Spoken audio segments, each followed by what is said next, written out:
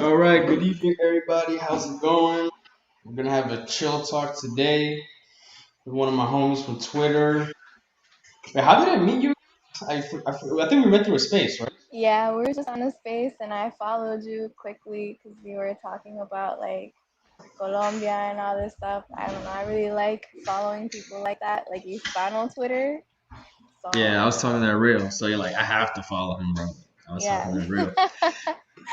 exactly. So yeah, oh sorry, I forgot to. I didn't introduce you. So should I link your Twitter, or do you want to keep that like on the down low, or like what? You can link my Twitter on at Kiria Eleison. I was gonna ask you about that. So why that ad? Do you identify with orthodoxy, or what do you I think about that?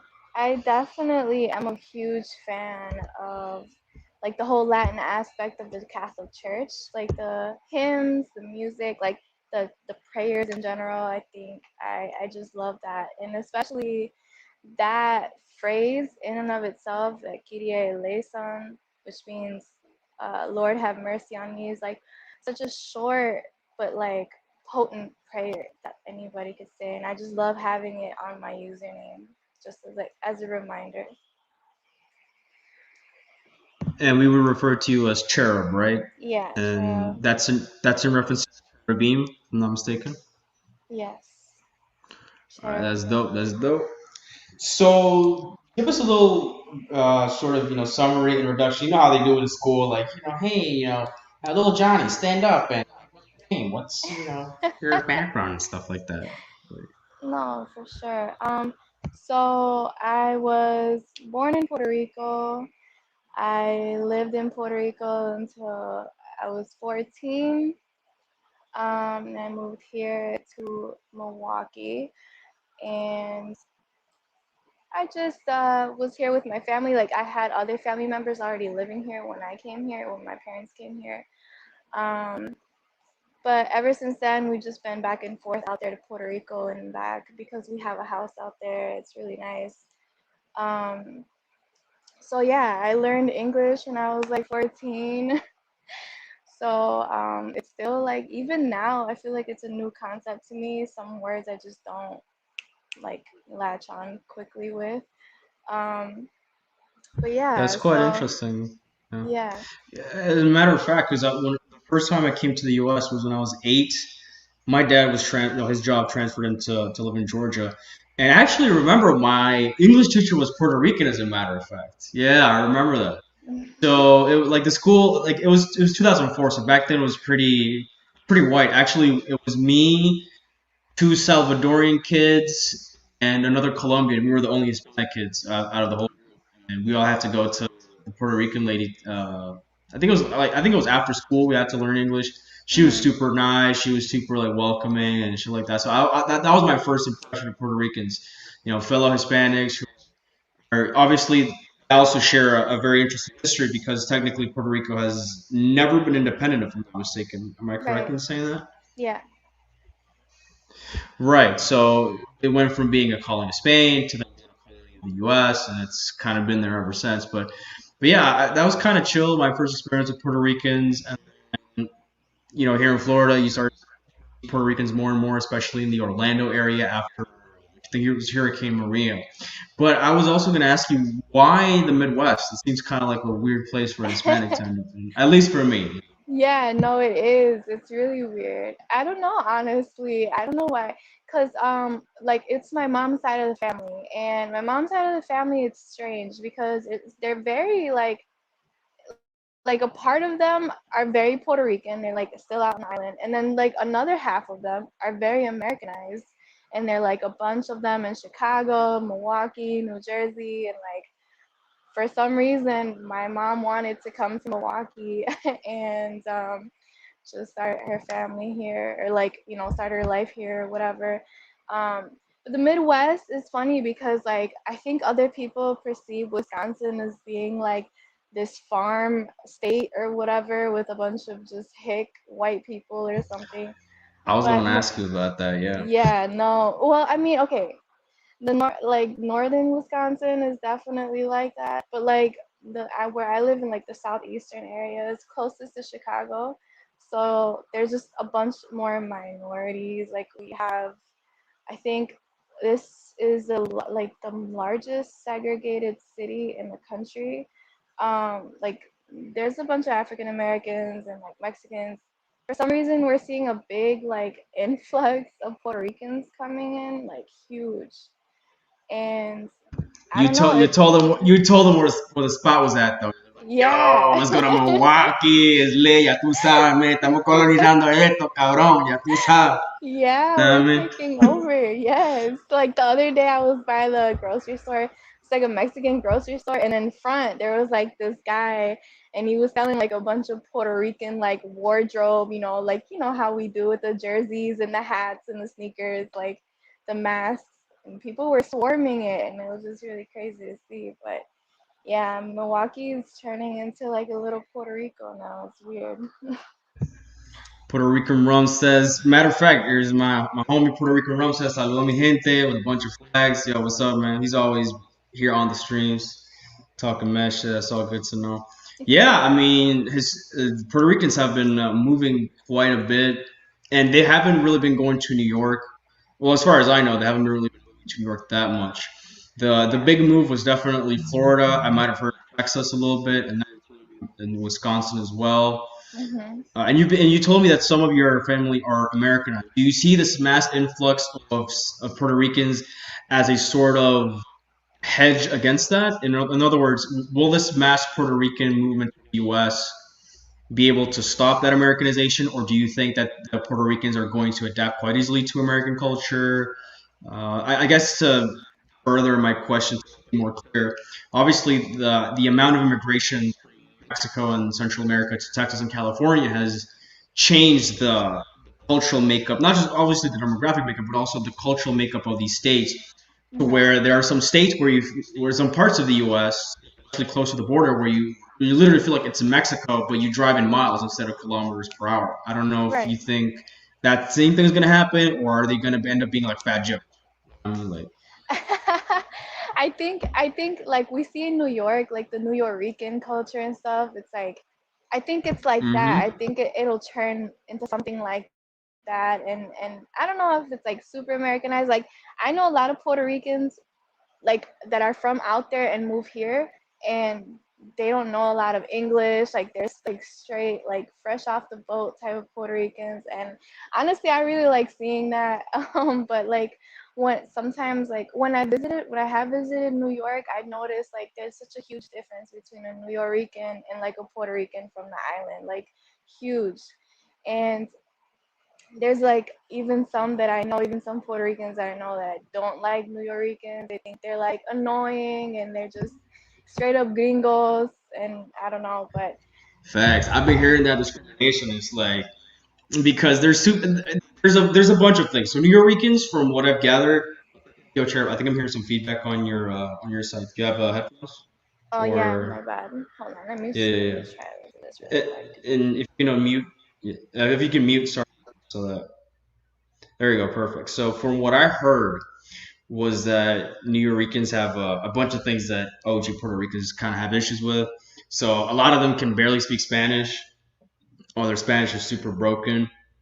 And then also they have this kind of like I'm better than you attitude. It's like, oh yeah, I made it to the U.S. and y'all still stuck here on this little, irrelevant ass island and shit. And like, oh, I'm from the Bronx or I'm from Manhattan, whatever, whatever. And also and more recently there's been kind of this woke nonsense going on with New Yorican circles. So from what I've gathered, and correct me if I'm wrong, it's some of the two biggest proponents of this whole Latinx stuff have been LA Mexicans and New Yorkers. Right? Hashtag not all. Obviously, some people here will tell me, oh no, Klaus, like not every LA Mexican was like that. Like, Kona Inglewood, like we're super based and tried and like we ain't about that LA progressive stuff.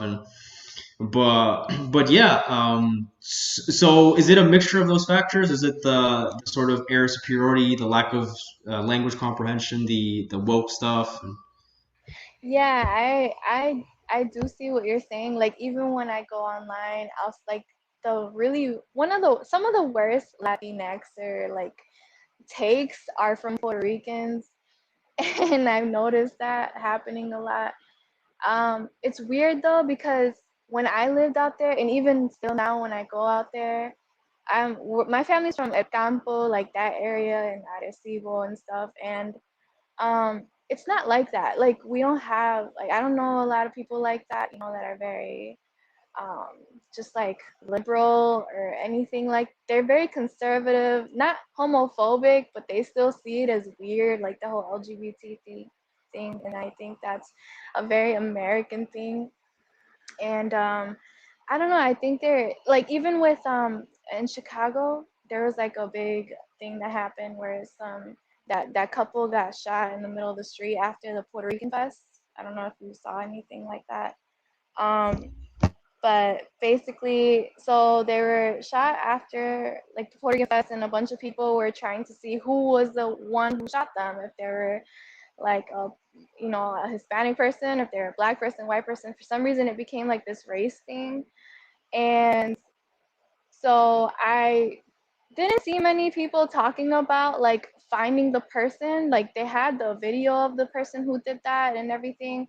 But I did see a lot more people talking about, oh, don't be racist about it if it's like a black person or something like that. Like, we're still BLM and everything. I'm like, what does that have to do with what's going on? Like there's just such a disconnect there, and I think that Puerto Ricans like they definitely align themselves more like in the US with like BLM, LGBT community and all that stuff more than like Puerto Rican politics, I feel like. And like, wanting to stick to their culture or to our culture, like maybe that's just me, but that's something I definitely have noticed. No, definitely. That's why I keep telling the homies, especially the ones that kind of want to go back. I keep telling them, American politics is not necessarily our business. I think we should look at what's going on back home and see what the developments are. That doesn't Exactly. necessarily mean you're going to support a political party or a movement or whatever. Just to be aware of, okay, what's going on in my backyard? Because I'd be caring about, AOC and Trump and like Biden and like at least for me as a non-U.S. citizen, I don't really care about that kind of stuff. Maybe from a foreign policy perspective, because I can say, okay, this president's going to be good for Colombia, this president's going to be bad for Colombia, at least in that way, or in like state politics. So Ron DeSantis here in Florida, he's been holding it down for us. Like we don't get no mask mandates, no vaccine mandates. So that definitely you should be aware of like your local politics, but like this whole I'm gonna support this president, that president. It's like that don't really change your life, bro. I mean, like Right, it doesn't. yeah, yes, that's crazy. So I don't. Well, now that we're on the topic of the shooting, do you know Noel? Do you know OG La Rancho? Yeah, I've heard some of his videos on here. Oh, okay. That's cool. That's cool. Because I was gonna ask you if you saw his video on the topic. No, I On the haven't. What did he say? Well, it was like a bunch. Hold up. Yeah. So what he was saying is that, and the good thing about his video is that he didn't really make it about race. Because I guess a lot of people in that space were like, "Oh, the shooter was black, and this is like they're trying to kill us Hispanics or whatever." And I was like, "We don't even really know." We went through the footage, and he kind of looked Puerto Rican, He tenía carita de morenito por ahí, but he still looked like he could be Puerto Rican. He's more like, Yeah.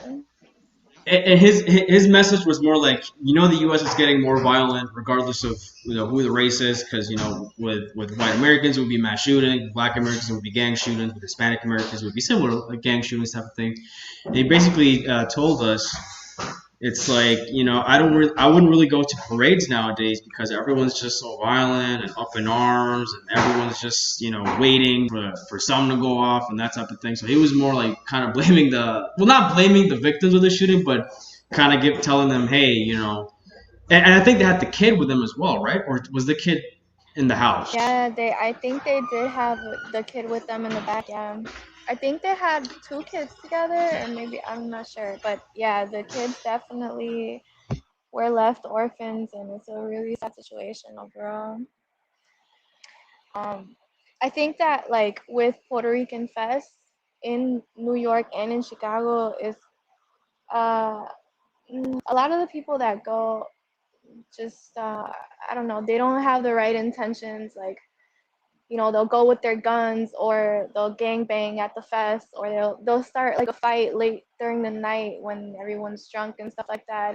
Which I guess is typical for these types of things. But like I've talked to other people about going to Puerto Rican Fest with me or whatever, and they'll just be like, no, you know, people are crazy out there, and or they'll just start some stuff out there. And I don't know, I see that and it makes me uncomfortable because I'm like, that's not who we are. Like, for me, when I like seeing that here makes me sad, because out there, like, by like in the island, we're not like that. Like in los festivales or nothing like that. It's all like good energy, everyone's happy and eating and everything. And then here it's like you gotta watch your back, or somebody might grope you, or somebody might shoot you, or something like that, and it's just not good.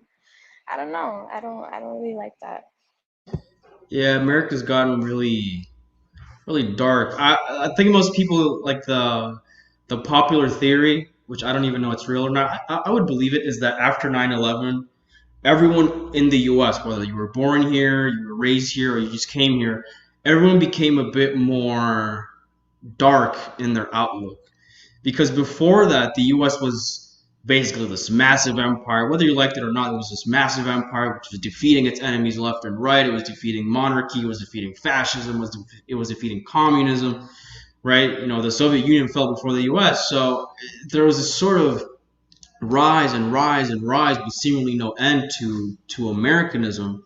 And then 9/11 happens, and that was kind of like the sobering moment. It's like, oh, right, like empires fall, you know what I mean? Like the Roman Empire fell, like, you Yeah. know, the Ottoman Empire fell, like, what's going on out here? And ever since then, it's just kind of been this weird sort of paranoia, like no one really gets along with each other, and like everyone's on the edge, and like, again, this applies to everyone. So again, I gave the example of what different groups manifest that as. You know, with white Americans, it would be mass shootings. With Black and Hispanic Americans, it would be gang violence, and this sort of, I guess, ghettoization of our people in a way. I mean, it's been going on with the Black community since the '70s, but you know, it's gotten real like dark out here. And Yeah, I agree. I agree. And I mean, even I think like the younger generation out there too, it's getting, I don't know what it is. I feel like Puerto Rico is becoming increasingly more and more violent. Like last year, I lost an uncle to violence. Like he was just like, you know, walking down the road or something, and then some like teenagers went and started beating him with a bat and stole $20 from his wallet, you know, and then they killed him. Like, it, I think there's a lot of senseless violence going out there. I don't know what exactly is influencing that, or if it's been like that for a while and I'm noticing it, you know, in these recent years. But in general, like, I'll know some people who will tell me, or who will ask me about, like, or they'll just straight up be like, "Oh, you're not ghetto like other Puerto Ricans," or something like that, or like oh, violent or aggressive, and I'm just like, okay, we're not all like that, but I can see why you would say that, you know, from like the news coming out from there and here.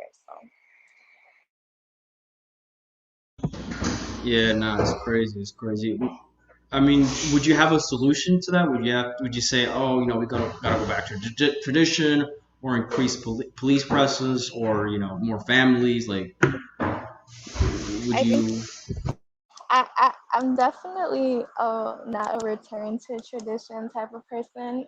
Like, I mean, I guess in some ways, like, I really think that Puerto Ricans do have to go back to the faith, to the Catholic faith.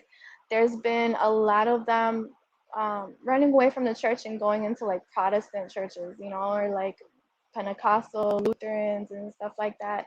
I don't really understand why. There's even like there was this video I saw the other day, that I guess they opened a mosque in Puerto Rico, and there's like a bunch of them converting to Islam now. Things like that, I just don't understand it. I think that Catholicism Yo, is I perfectly seen for that. Yeah. us. Yeah, right? It was just so dumb to me. I'm like, that's such a huge LARP. I don't know, no offense to any Muslims listening, like I love Muslims, but like I just Shout don't out to homie Will. understand. Yeah. Yeah, I saw it was um, like a Muslim Puerto Rican, like that. I don't know. That's like I don't even know what that. I think honestly, I think it's a cope because I think a lot of us want to go back to a place where we're not the way we are now here.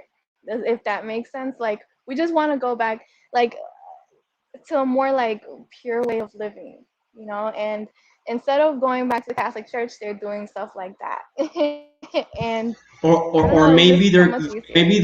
maybe they're returning to tradition so much they're going back to like the Andalusia days where it's like, yo, you know, Islamic Spain, that shit was dope, Oh and I'm part yeah. Hispanic, so I see it's the return to tradition, man.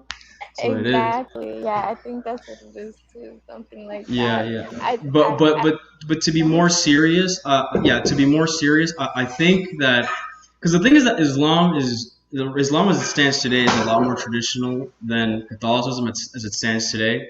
I remember, I don't know if I told you this, but I used to live in the Middle East, and I could certainly see that even though I was Catholic, I would go to church like once a month, type of thing.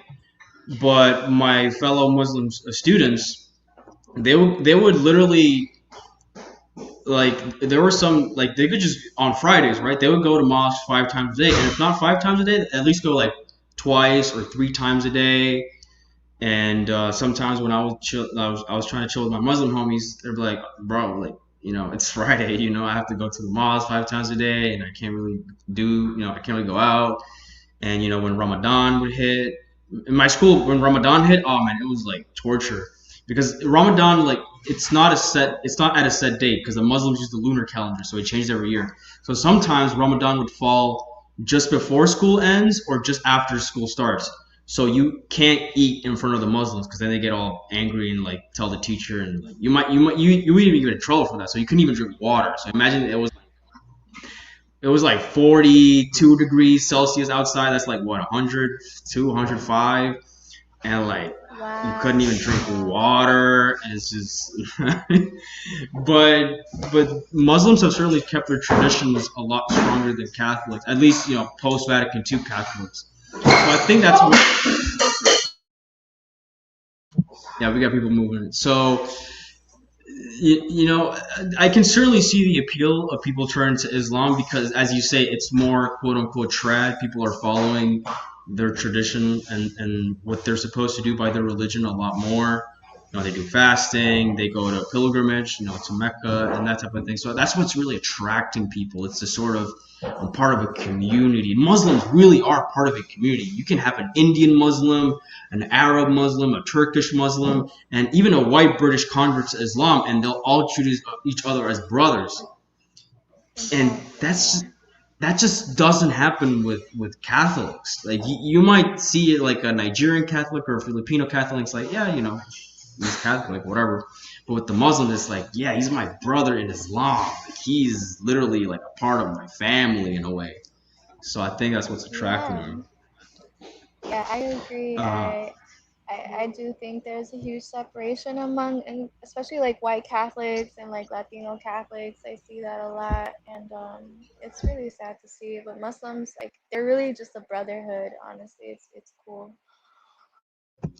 yeah, yeah, and we used to be part of a brotherhood. I mean, you know, the Crusades. You know, I know that was quite a long time ago, but there's precedent for that, and we can certainly look at that sort of situation and try to apply it to nowadays. But I also wanted to ask you what your identity means to you. Do you call yourself Latina, Hispanic, Puerto Rican, Spanish, and how did that influence you growing up? I don't mind being called Latina or calling myself Latina, but I think I prefer Puerto Rican. I don't know why. I think it's just um, like the preference of mine is because I see the differences with like, you know, Mexicans and like even Colombians and stuff like that, and like Puerto Ricans. We're just such a different type of people, you know. And I think we're very specific in like our culture, our food, our dance, our music, everything. And I don't know, I like that more. But honestly, I have no problem with that. Like growing up, even like growing up here when I was 14, 15, like my friends were all Mexican. Like all of them were Mexicans. A lot of them though, like a lot of Mexican girls didn't like me and they'll call me stuff like pork chop or portora or something like that. And I just wanted to separate Damn. myself from that. Yeah. Why And though? That's crazy. because I don't know, like I don't know honestly. There's this weird I don't know, there's this weird separation or like verses or whatever against with Puerto Ricans and Mexicans here. Um we'll just like call each other slurs or I don't know what it is. It's so weird. And like we'll be friends, you know, we'll be cool with each other, but there's like this underlying something. I compare it to like New York where Puerto Ricans and Dominicans don't get along. I feel like that's what it is here with Mexicans and Puerto Ricans. It's strange. Now you say that, but something Noel says quite a bit is, yeah, these guys might be, I guess not in the best terms with each other, but you always see marriages in between these people. And he specifically talked about Chicago. There's a lot of Puerto Rican Mexicans, and in New York, there's a lot of what do you call it, Dominican Puerto Ricans. Like literally every single Puerto Rican or Dominican actor, singer, whatever that I know of has a parent who is from the other part. So if I think, for example, Romeo Santos from Aventura. I Yeah. like some time ago I realized that one of his parents is Puerto Rican. I would have never guessed that. I thought both of his parents were Dominican because he raps DR like all day, every day, type thing. But turns out he's part Puerto Rican. Yeah. That was Yeah. crazy to me. I, I think they have one song that's like really old of them. That's about Puerto Rico. But yeah, other than that, they really do rep the R hard. I don't know. I have seen a lot of mixed marriages with Puerto Ricans too, especially Arab and Puerto Rican. I've noticed that like Palestinians and Puerto Ricans have been getting into more marriages. I've noticed that here. Yeah, we're just taking over, Well, I we look guess. similar, so Oh yeah. yeah. Because they be trying to look for the Habibis, know what I mean? Like, yo, these Habibi Puerto Rican girls, know what I mean? Like, I gotta get some. Oh my gosh. Get that Yeah. halal cooking, you know what I mean? But yeah, yeah. Yo, so fighter complex says, not gonna lie, I only know one girl is Mexican. Well, that's because from what I've gathered, a lot of them tend to be in Chicago, and fighter, you're more like New York, so you might see a lot more. Hold on, I'm gonna drop the link in a little bit, in like 5-10 minutes. I've seen a lot more Dominican Rican, sorry, what did I say? Yeah, Dominican Rican in New York. So and it's probably the same thing in Miami, but it's gonna be more Cuban, Cuban Dominican, Cuban Puerto Rican, that type of thing. Um, so have you had any sort of tensions with the gringos, whether they be white or black? Do they see you as an outsider? Do they understand that you as a Puerto Rican, you're technically a U.S. citizen, or do they, they think, oh, she's just an island beaner, like she's not us? Like, what has that been like? I've honestly experienced more, I guess, racism from Black Americans than I have ever with white Americans. And that was in high school. Um, like the Black Americans would just always come for the Latinos, or call us fakes or beaners or whatever. um, but yeah, other than that though, there's not really like a huge like race war or anything like that, or culture war around us here, like with the blacks and Latinos and the whites, or the Puerto Ricans at least. Like I don't really see that happening. But I think that's because they just conflate us with Hispanics in general. So when they say they don't like what quote unquote beaners or whatever, it's just like putting us all in the same category. So yeah. That'd be so hilarious. Like, some black girl in high school. Because the joke is that black girls don't like Hispanic girls Oh my gosh. because of the good hair. Because y'all got that good hair. So, like, they're low key, they're jealous. And so they be like, man, you motherfucking beaner asshole with your hair and shit. Like, Like, sí, tengo el pelo bueno, sí, que las pico. Yeah, it was there was definitely like, you know, some weird thing happening between like the black girls and Hispanic girls always, but I feel like that's like more younger like generation stuff. As you grow older, nobody really cares, but I don't know si es celo, yo no sé qué, pero así mucho. Te lo juro que es por el pelo. No les, como lo tienen todo friseado y como las hispanas, puede que sea muy, uno puede ser una mujer hispana y negra, pero siempre va a tener buen pelo. A menos de que sea Sí. súper afro.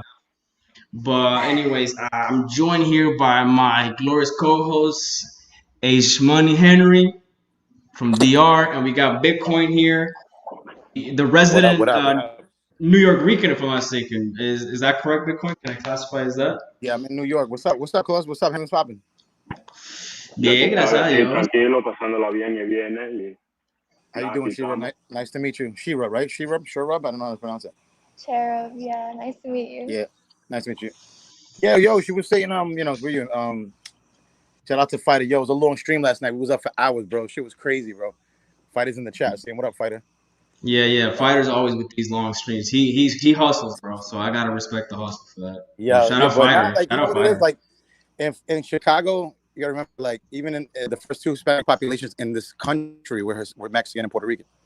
I think the Mexicans were here before Puerto Ricans because the border just touches the United States. So they were here before Puerto Ricans. But then it was very close because, I think Puerto Ricans fought in more American wars than Mexicans. Mexicans were more like patria, like more like, leave it more their own. They were like, fuck that, because like I think they had the War of 1812 and they kind of like stood to their own. But that's why you look at boxing, it's the biggest rivalry. And it's like that on the streets too. New York, there's a lot of Mexicans in Queens. But when you go to Chicago, when you go to like, especially like, over there by Humboldt Park and those areas, you see the Mexicans and Puerto Ricans, they're side by side. And it's like, there's a big rivalry. It's always been like that. Right. Well, Bitcoin. Now you're reminding me. So, Cherub, have you been able to, network with fellow Hispanic women who kind of share your views? And like, what has been the consensus, at least from what you've seen of Hispanic women with the whole Latinx shit, with Hispanic feminism and that type of thing? What has been your impression of that? Honestly, every Latina woman that I know is, with that Latinx stuff, and like, they're very like liberal and stuff and feminist and things, and like we'll talk about issues like, pro-life and pro-choice issues and stuff like that. But I don't know any other Latina who's pro-life, like in my circle, like in my community, like around my age, like in our 20s and stuff. So I don't know what that's about, but like, I mean, I don't know. I get along with everybody, but like Hispanic women just have my heart. But a lot of them are very much, like that. And even if I bring up stuff against it, or like, I don't know, especially the abortion issue. For some reason, Latinas are just very, very pro-choice here, and I don't know. I always get into like arguments about that in discussions with them, but that's they're my sisters overall. And so I was gonna follow up to that with, do you think it's mostly because of, U.S. propaganda and all this stuff that, kind of makes Hispanics have to pit themselves against whatever white Christian America is for? So if white Christian Americans are in favor of being pro-life, or and then so the Hispanic people have to be pro-choice because we're supposed to knock down the white cis heteropatriarchy or whatever. Or do you think Hispanic men have played a role in that? Because something that I really do believe in is everything happens for a reason. And I've seen the rise of feminism in Hispanoamerica, and I can say, oh yeah, it's the CIA, it's the whatevers, it's the U.S. government, but there's certainly an underlying sort of machismo in a bad way.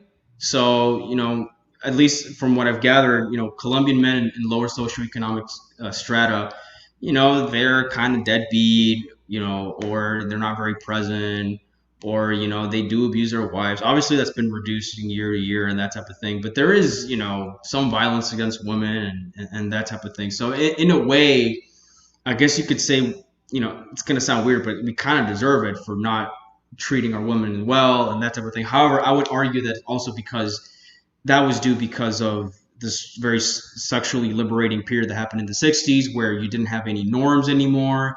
And so with the sexual liberation, you gave men free reign to have sex with any woman that they liked. And so obviously men of lower quality were going to engage in that and not be responsible. So what do you think is influencing that more in your local community? I agree with what you said with just Latinos trying to go against like the white Christian American type of culture with being pro-life or Republican or anything like that. They're just going against that grain, and they tend to be more very staunchly liberal, like AOC and stuff. A lot of Puerto Rican people love AOC. I don't see it, honestly. I don't really like her that much, but like that's just the way they lean more towards. I'm like desperately trying to find more of a community that is Latino and pro-life and Catholic and stuff like that, and is around my age, because they're usually boomers and stuff around here. But that would be nice to return to that part of our culture, our tradition. Exactly. And that's kind of why I wanted to set up this interview because, you know, I just kind of realized that there's no female equivalent of what we're doing here. Because, in my channel, we have some chill streams. We also have some intellectual streams. And we got the homies just talking about whatever they want to and that type of thing, kind of like a free flow thing.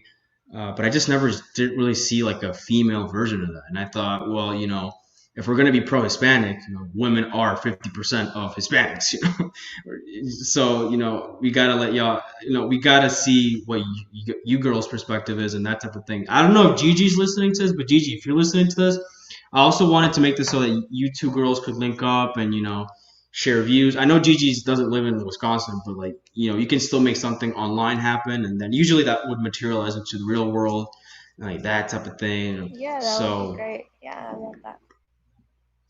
So exactly. I don't know if any of you guys have a question for Cherub, Henry, Bitcoin. You live in Chicago? Is that where you live? Or Illinois? I live in Milwaukee, but I'm often in Chicago. Yeah. Yeah, that's interesting. I mean, like Spanish women are the backbone. I'm Puerto Rican, 100%. You know what I'm saying? I'm from New York. You know what I mean? I'm from Aguadilla in Puerto Rico, which is like the coastal island. It's near Crashport, where like Three Kings Day came from and shit. But like, beautiful place. I love Aguadilla. Yeah, Crashport. Spanish women, I even believe in Colombian because like I know a lot of Colombians, and like Spanish women are the backbone. The men, they can act macho, they could do all that, even myself. But usually the women are the most strongest people in the family. They usually run a Puerto Rican family. I mean, that's from my perspective, like how I grew up. 100%, yes. Yeah. The men can act whatever, but when the women are, just they are the leaders of the family. That's just the way it rolls like that. Now it's not like that with all Hispanics. It's not like that with all Hispanics. With some, so. Yeah, I agree. It's very interesting what you guys say because, I think my family dynamic was, and, maybe you guys was the same or not. My dad was the head of the household. He brought home the bacon and he set the terms and conditions for the family and that type of thing. And my mom was really the caretaker. She was doing some designer work while she was in university, but obviously my parents met and she got pregnant. So obviously she had to devote being a full-time mom. But I feel like, at least nowadays, there does seem to be a lot of, let's put all the weight on the women and the guy can just kind of do whatever he wants, have a mistress, drinking with his homies like every other weekend or every weekend even. And just kind of not be as present as he should be. Now, thankfully, my dad was not that type. I guess you could say we lived in a very traditional household in the structure, not so much in the religiosity. I mean, we went to church like once a month, as I told you, even back home in Colombia. But Cherub, without delving too much into the personal, was your family kind of like mine? Dad head of the household and mom was doing, the housekeeping and the raising, or was there a bit more father absenteeism in your family? No, my dad was definitely the breadwinner. My mom took care of us. It was very traditional. We go to church every Sunday. Sometimes my parents would go, church during the weekdays, and they'd be very involved in the Catholic community here. Like, there's a lot of Spanish churches here, and even to this day, they're like that. I think I was raised very traditional with them, and you know how like I'll see a lot of girls or just women in general just talk about how they hate feminism for putting women in the more in the workforce because they just want to be at home. Like, I think there's like this hunger for like more in these recent times for tradition and like going back to traditional gender roles. As much as there's like the whole LGBT stuff, I think there's like a big percentage of women who just want to go back to that. And I was luckily raised that way.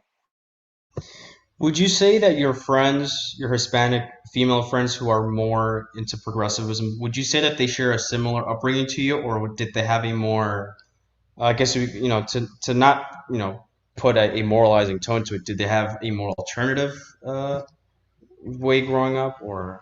Yeah, most of my friends have divorced parents or just dads who weren't in their households. I noticed that definitely. Yeah, that's definitely a factor, I would say, because I have a cousin who is from Medellin, and her father.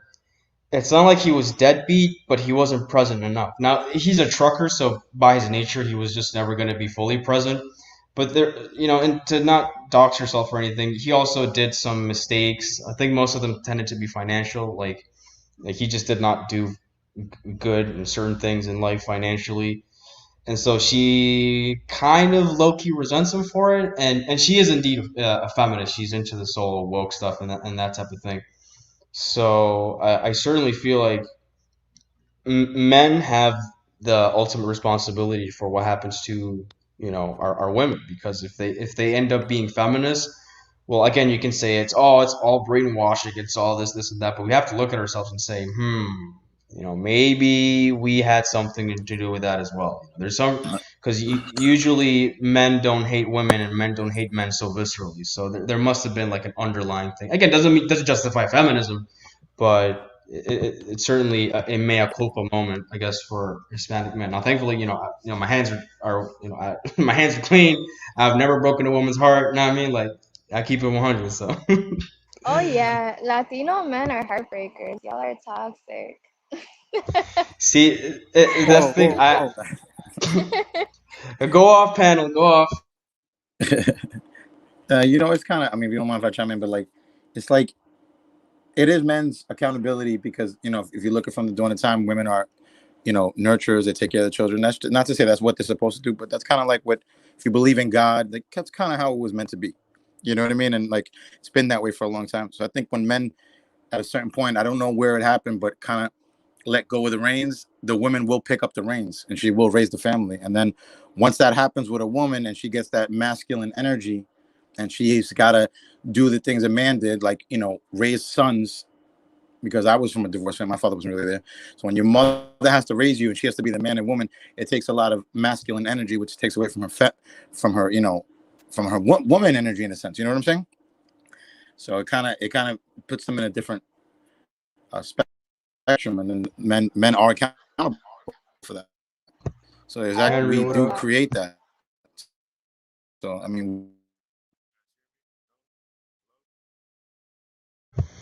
yeah, I mean, my father always raised me, with a couple of, important sayings. The first one would be, "A la mujer no se le toca ni con el pétalo de una rosa."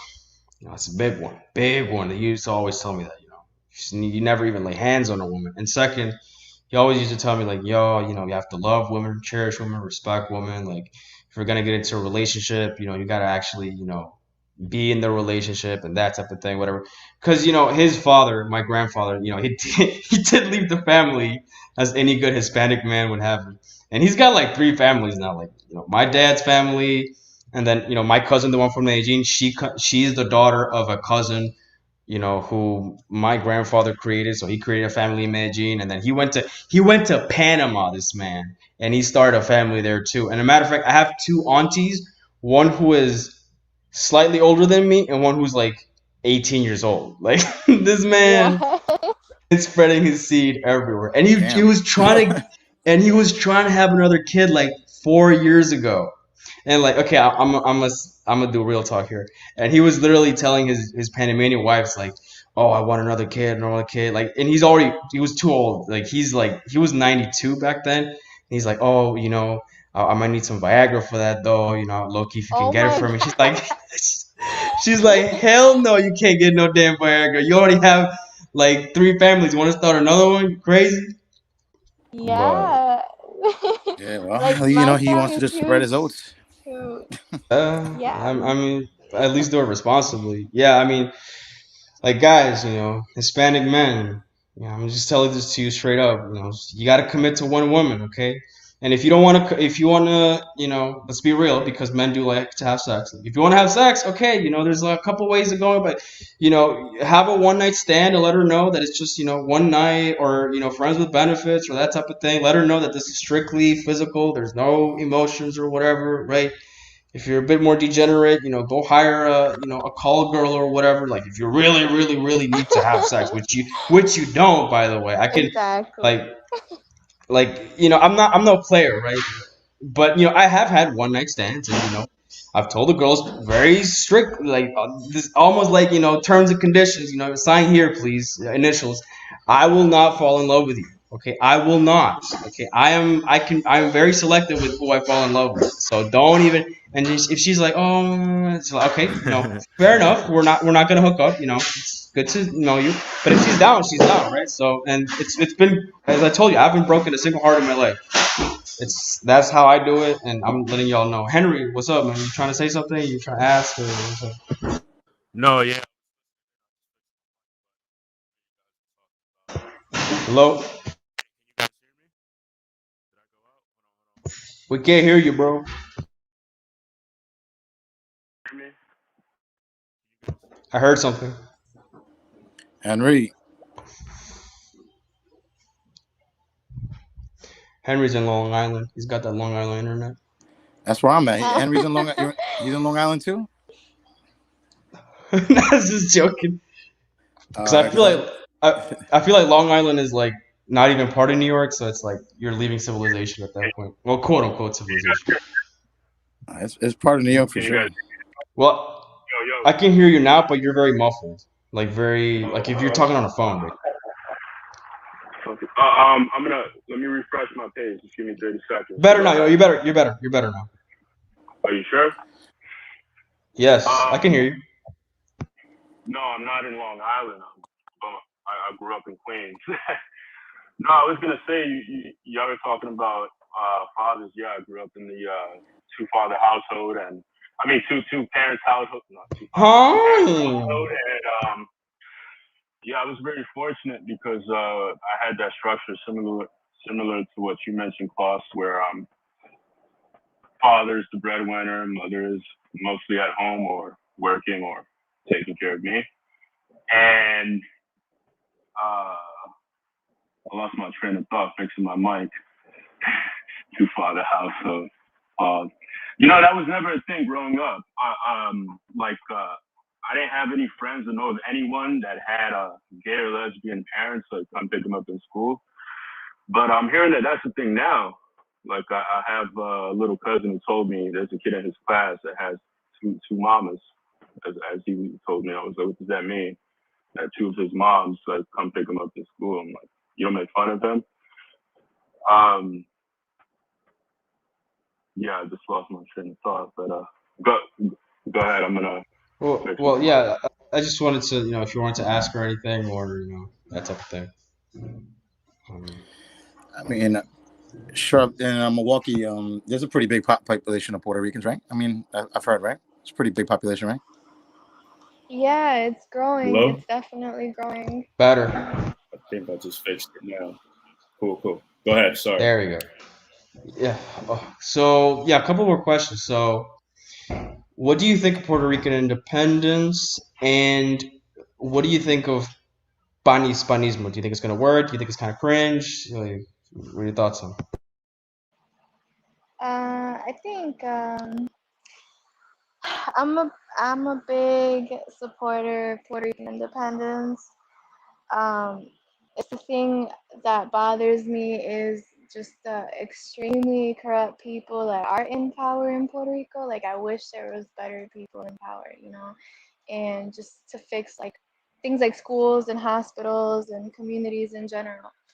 But yeah, I'm not a statehood person. I've never been with that. I've seen what it did to Hawaii and like, you know, Hawaiian Hmm. culture and stuff. And I really don't want that to May happen to I ask Puerto what part of Rico. Puerto Rico? Arecibo. Arecibo. Yeah, yeah. I like it there. That's where they got the is it the telescope? If I'm not mistaken. Yeah, the radar. Hmm. I think our friend Inquisitor is from Arecibo, if I'm not mistaken. I think he So, is. yeah, New York Rican. I mean, I'm on the opposite spectrum of that. Like, I want statehood, and and it's not because, believe me, like the nationalistic Really? party. I've stated that before. You know what it is? Because like we're already integrated. Like Puerto Ricans are a mutation. You know what I mean? When you know where Claus and Henry. You know I'm deep into that shit. You know I don't want to go into that right now, Of but course. yeah, like but just to like make it in an eggshell, like we're already Puerto Ricans are German, Irish, Dutch, French, black, white. I mean, we're so many. If you look at a Puerto Rican, it's like I think scientifically it's like the most perfect gene, and it's been proven. If you look on some scientific research sites, .org, like it's just the mutation of it. It's just so But many different nationalities just through but Caribbean Bitcoin. and the transatlantic slave trade. You know what I mean? Like so many. At this point, the only thing we can't do in Puerto Rico that we can't vote for the president. We have everything else. We have a mockery of Senate. We have a new governor. We have all that stuff. But the only thing we can't do is vote for the president. That's the only thing we can't do as a Commonwealth. So But Bitcoin, what don't you think you mentioned that you're integrated, but don't you think in your case because you're New York Rican, you're the most integrated, no, and no, no, no, the not New at York all. I mean, Puerto Rican I live. community, like I bet if I was to go to Florida, it'd probably be more 50-50, and in Chicago, it'd I mean, probably it's on the be contrary. more It's on the split. contrary. A lot of Puerto Rico. I think there. I believe it always votes like the mockery, or what I call a mockery vote. It's always they want it to be a statehood. You got to remember that Puerto Rico gets But it's help from only the United States. exclusive to the island. It's not exclusive to. I mean, it's only Well, for the island. It's not to the I live here diaspora. already, and like I stated before, and many things like another big conception. A lot of Puerto Ricans are not educated to know that when other Hispanics, well, they, you guys have a passport, you guys got it easy. Okay, maybe we have it easy. The last 20 years, 30 years, but there's a reason why we have a passport. It wasn't just given to us. You know what I mean? First of all, you got the bombings first of all, the wars. Vieques. I'm Yeah, sorry, Vieques. Yeah, Vieques. let's lose my train of thought. Vieques. So, people have cancer and stuff like that. That's another big reason. That military stuff is the reason why. Another reason why is Puerto Rico is the number one military strategic point in the Caribbean. Okay, it stops people from coming to the United States. So that's another thing. The United States is never going to let Puerto Rico go. So we're already colonized. We've been colonized. So to get this whole let's revolt, it's never really going to happen because we're integrated. There's more Puerto Ricans in the United States than there are in Puerto Rico. So that's really that's really never going to happen. And as far as that, if they were the biggest problem in Puerto Rico right now is the corruption in government, but it's on a local level because with the town I'm from, Puerto Rico, it's like a hick town. Like it's like Jibaros, they would say, basically, like it's not like near San Juan. We're at the farthest end of the island. So like if you think about it, like it's local politics. You know what I mean? Local politics is really where the corruption comes from, and then it leads to more bigger politics. But I would say more the electrical grid in Puerto Rico is the biggest problem. They need an electrical, and which they are working on at the moment. And if I'm not mistaken, people are investing in Puerto Rico at an all-time rate right now, all-time high, as far as like real estate and things like that. So Puerto Rico Yeah, has, the gringos are moving there like crazy and buying up all the well, property out they've been there. there, my love. They've been there. Yeah, I Like I've know, stated in but I'm other saying, chats, Moving on to Dorado, I think it was. all over. They're everywhere. They're in, forget it. Every town in Puerto Rico you go, there's white people. I don't care where you So there's some type of Honestly, nah, nah, influence. nah. Because when I lived out there, it wasn't like that. Like every time I go now, like every year, it's like I see more and more, and I Oh, notice no, you're more gonna of see their more and more. influence. Yeah. You're gonna Rincon, you go to Rincon, that's all like basically white people. Like, you know what I mean? Like a lot of them are pretty much, it's a surfer town. People from all over the world go to Rincon to go, that's like their spot where they go. You know what I mean? But I mean, as far as statehood, I think it's the best thing for the people in general. If you're gonna want to be like machismo and like, let me get all this pride and everything, that's great and everything, but that has never got our people anywhere. Look what happened to the Cubans. Okay, like that's what they did, and look where they're at now, in destruction. You don't think Well, now? You don't think now, Castro, if they look back 60 years, 70 years, they would have been like, man, maybe I should have just swallowed my pride, put my things between my legs, and said, let my people, let me just take this hand out. Like the Haitians could have did it, the Dominicans could have did it, but no, they chose not to, and then they'll use it against Puerto Ricans. Like, oh well, you guys are part of yes, yes. There's reasons why we fought in every war in the United States. Our people have died for it. It's not we weren't just giving a passport. You know what I mean? A lot of people need to understand that. It was handed off. 1898, Spain. What is it? The Spanish with Cuba and Puerto Rico, and then in 1910, Puerto Ricans are granted U.S. citizenship, and they've been a Commonwealth since.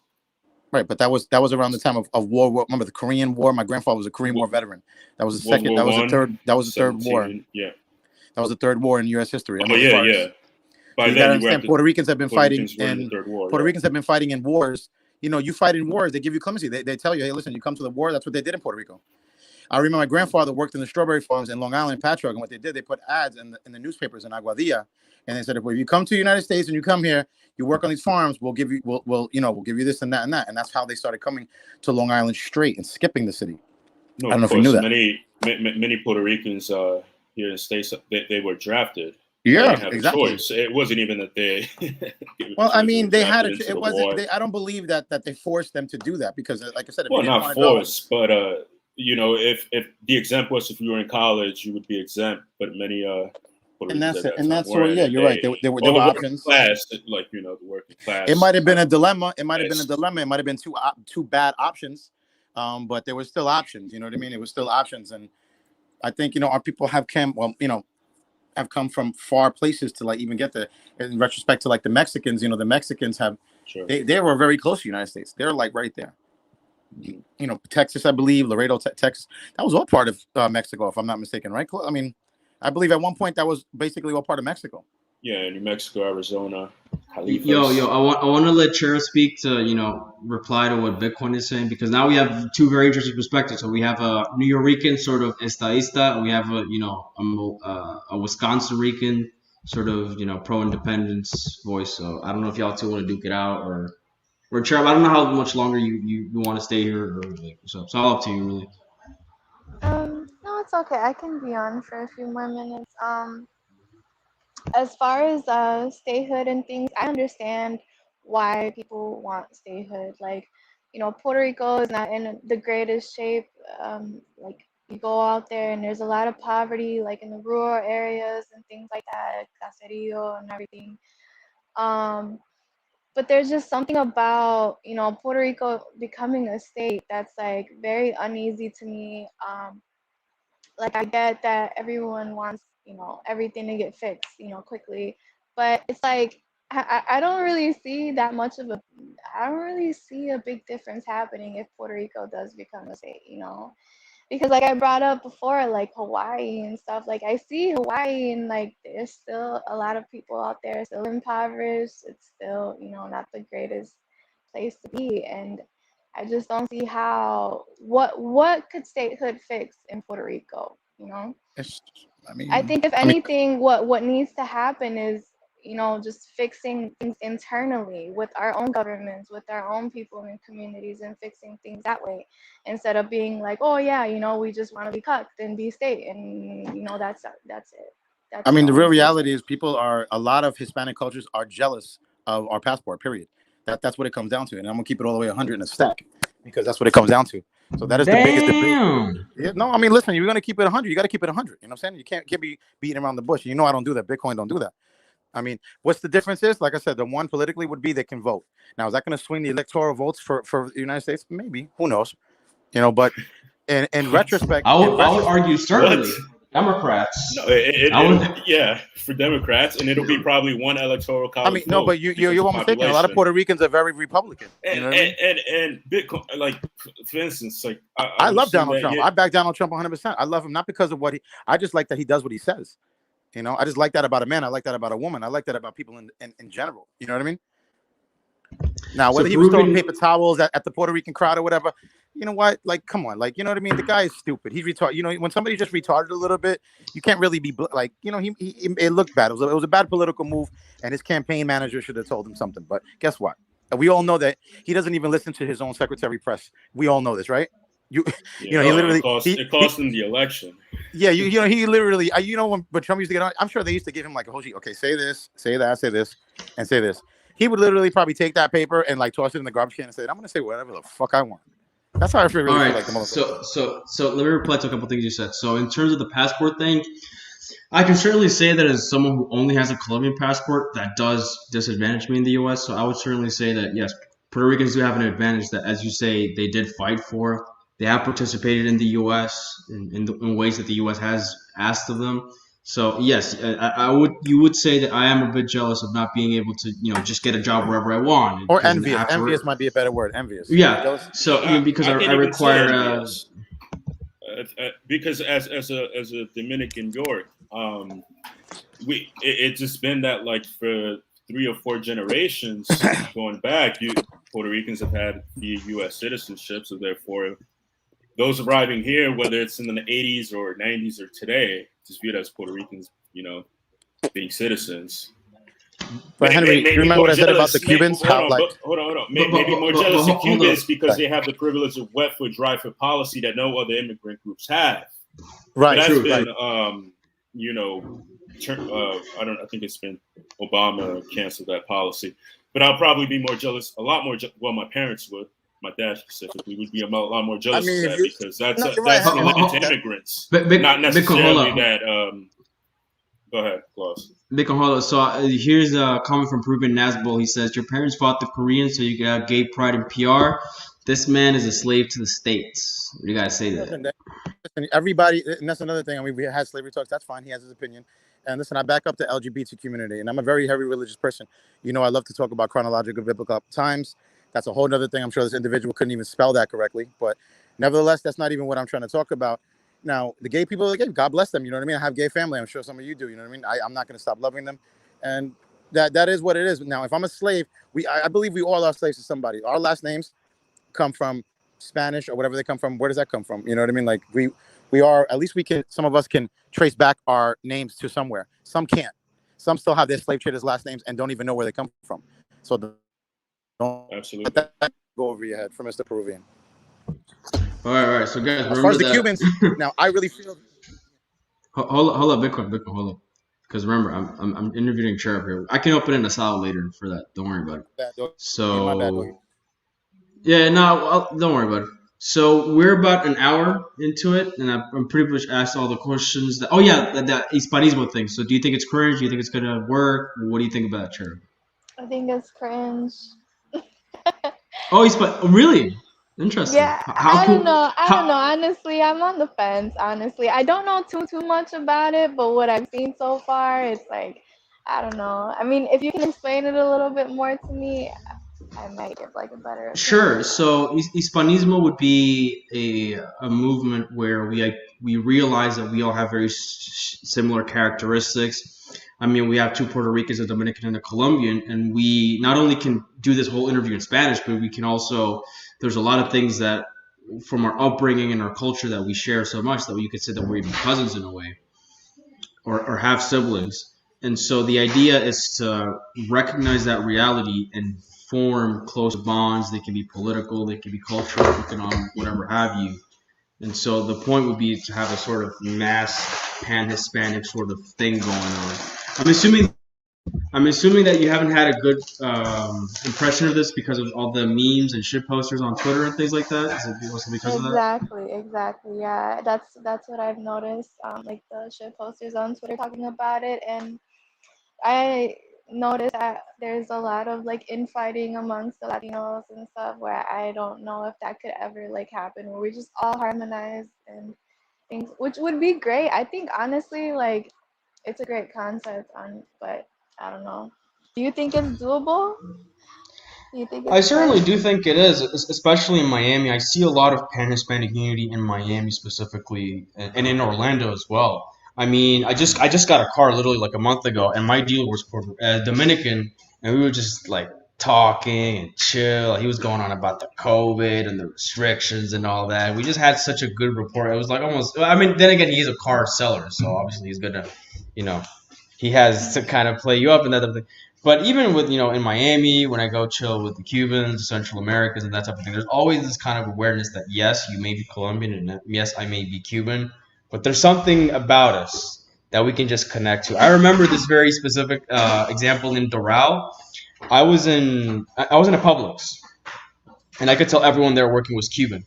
Uh, but I was looking for some cookies, and I saw this like very old blonde blue-eyed lady worked at Publix, doing her little thing, and I talked to her in English because I thought, wow, this is the last white person in Doral. Let me just like talk to her, shit.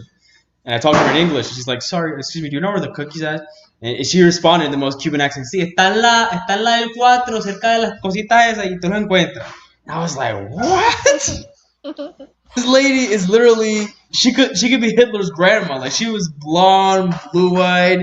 She did not look quote unquote Hispanic at all. And she straight up knew that I could speak Spanish. She just replied to me in Spanish. I was like, damn, that was crazy. Yeah, that is cool, honestly. Yeah. I'm like that with that kind of happened to me the other day with like this black woman at like a store. I started hearing her speak Spanish, like a straight up Puerto Rican. I'm like, whoa, I don't know, it's really cool. But like honestly, I think that also should tell us that as far as like Spanish among the Puerto Rican community is so important because there's so many Puerto Ricans who don't know Spanish and they lose that aspect of like togetherness among all the other cultures, Latino cultures and stuff. So that's definitely something we have to work on as a whole. Facts. So, So, so you but think we Spanish? You hold, guys think Spanish is what so, makes us Latino? Because that's our second slave No, traders language. We both speak I no, English and mean, we oh speak my there's Spanish. God. No, but that's, like, that's I'll give you an example. Like with Muslims, like we were talking about Klaus and I with like their brotherhood and stuff. Like there'll be like a Muslim from whatever African country and a Muslim from Palestine, and like they'll know Arabic words, like among each other and like their religion and things like that. I feel like that connects them. That helps connect them. And I see the same thing with Spanish. I mean, it might sound stupid, but I just connect that that concept together. Like if you're a Puerto Rican and you don't know how to speak Spanish, obviously I'm not gonna be like ugh, like you're a gringo or whatever. But it's just a little disappointing because it's usually the Puerto Ricans who don't know Spanish or lo hablan matado, like they just can't speak it well. Whereas like every Mexican person I know here knows Spanish. Well, like no matter what age they are. That's kind of funny because apparently in LA it's the total opposite of Miami, where if you try to speak Spanish to like a Mexican, they'll be like, "Hey, I know fucking English." I said, "Don't be on that bullshit." Like, what? Just because you think I look like a beaner, think I don't know how to speak English? Fucking my dad came here like in '69, homie. Don't be talking that shit. Yeah, it's wild. So a Cherub, I guess, as a sort of feedback from you to the Hispanismo movement or whatever, you would say, less shit posty, less like trad LARP, and more just get real down to it. Like, help out the community, promote the Spanish language. Exactly. Exactly. That's what I would like to see more of. And I understand that a lot of those shit posters are like young teenagers, but I Yes. think ultimately we do have to get down to it if we really want that togetherness again. But yeah. It's not that bad. Now that you Okay. explained it to me, I'm like, okay, okay. Okay, so but how's my Twitter though? Is it too shit posty for you? Can I do a little bit more uplifting? Because I've been thinking like maybe I shit post too much. I gotta do more like positive things. Like, know what I mean, like, what do you think about my Twitter? Is I'm imagining it properly? Like, what? I think there's a Be good honest. balance. I don't think you're like a massive shit poster at all. I like your Twitter. Honestly, I feel very exclusive, on it. I think mine is kind of shit posty sometimes. Like I went on there first, like on Catholic Twitter, like completely about like the tribe lifestyle, like let's all return, and now it's just not like it fell apart. That whole thing. Oh yeah, I think Yeah, if you want to I do found all my way in so, Catholic Twitter some way somehow. I think that's how I came across a few people I've been talking to lately on Spaces. Shout out to Twitter Spaces. yeah, shout out Spaces. They've been keeping it real good. But they have to fix it up because it keeps crashing. But if you're down for like a part two, we could certainly discuss your experiences with Cath Twitter and all these sort of Definitely. Twitter. Yeah. Yeah, Definitely. yeah. Thank you for having me on here. Yeah, it's been an hour 10 minutes. I think it's good enough. We asked some questions. We talked. It was Yeah. chill. And I don't know, like maybe weeks from now, whatever, we can certainly get into what your experience with Twitter has been and that type of thing. For sure. All right. Thanks, guys. Nice talking to you All right, thanks for all. coming. Nice meeting you. Appreciate Nice it. meeting you. Bye. Next time they got the quiz. Igual. Bye. All right, guys. So that was an interview with Cherub. I'm gonna link her Twitter again. Hold up.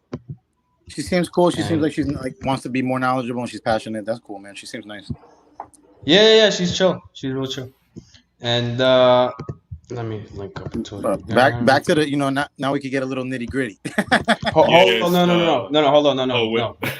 We're gonna set up I'm gonna end the stream in a bit. Okay. I'm gonna set up, and then I'm gonna set up an asal. Remember, the asal is where we can like know what I mean? Oh, this Well, is let's a cook that. formal. Let's This is a formal interview. We're gonna cut it Yeah, off. yes, We're sir. gonna keep it clean. Let's We're gonna. All right, so Go ahead. My bad. so hold, yeah. So God damn it, this computer. All right, so this is the girl. This is my homie Cherub. Give her a follow. Yeah, she's right now just mostly shit posting, but she's got some like real takes, like interesting type of stuff.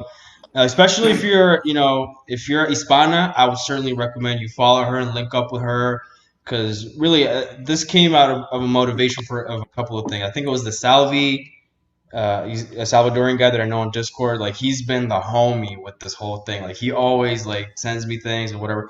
And like I don't know what, but I was talking to him and like something sparked into my brain. I was like, oh, we're not doing this thing like with the female version. Like we gotta find out girls and like where they can talk about their issues and that type of thing. And so I think this is the start of something really interesting, and hopefully it'll continue to snowball and do that other thing. Guys, please don't send any disrespectful DMs to her. Please, let's not be on that vibe, okay? Like this is because I know that y'all are respectful of that, but I know some dudes out here they're not up to standard, and they just thirsty. They're thirsty. Super thirsty. Like she's not gonna go out with you, okay? Like it's not gonna happen, okay? This is Dios mío. So you already know what's up, man. Thank you for coming. Guys, don't touch that dial. We're gonna set up an asylum just in a minute. So Bitcoin, I'm gonna send you the link, True. Jose Machina, he goes, does Bitcoin think speaking Spanish or speaking Hebrew? Well, when we get to the asylum, we'll talk about it. Thank you very much, everybody.